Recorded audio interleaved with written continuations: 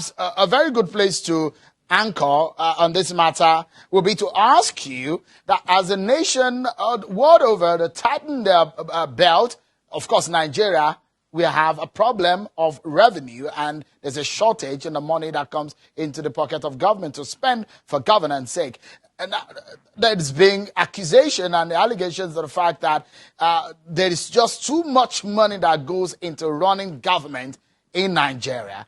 Is the Senate also looking, especially when it comes to the fact that people have debated how much is being spent to keep and cater for our lawmakers, that Nigerian lawmakers are the highest earners lawmakers around the globe. Is the National Assembly and the Senate thinking of cutting costs?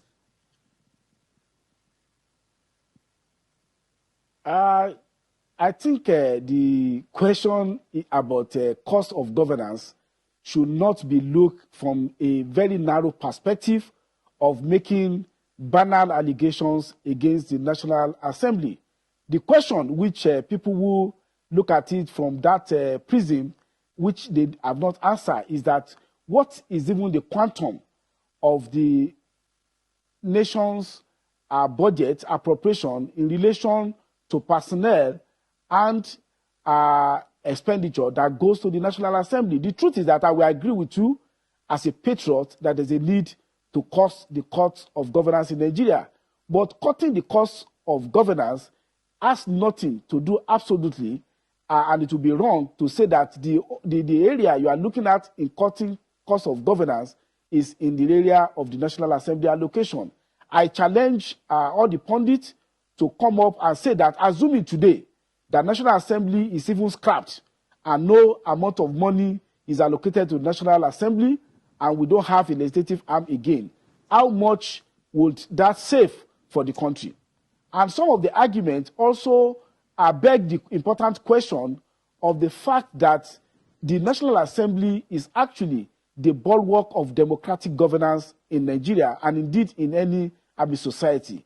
It's an essential arm of government, but unfortunately, because of incursion of military into our politics between 1966 and 1979, 1983, and possibly an interregnum, then 1999 till now, you have seen an understood arm of government.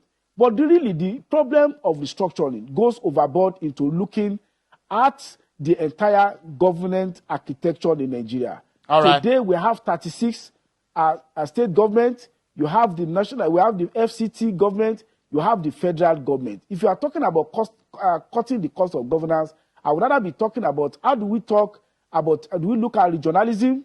Do we look at possibly reducing the legislative arm?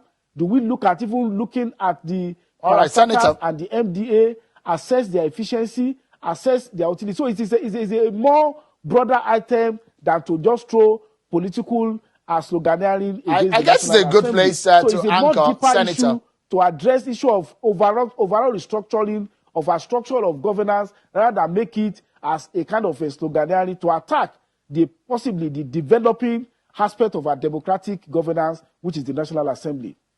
Senator Ajibola Basiru, the Senate spokesperson, thank you so much for joining us tonight.